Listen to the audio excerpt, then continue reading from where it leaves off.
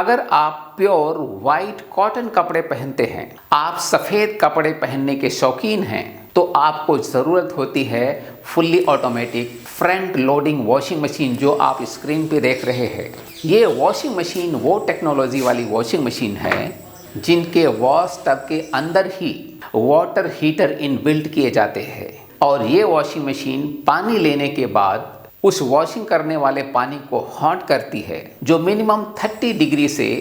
Maximum 90 या 95 degree hot करके फिर कपड़ों को वॉश करती है और उन कपड़े में लगे हुए दाग को भी वॉश कर देती है।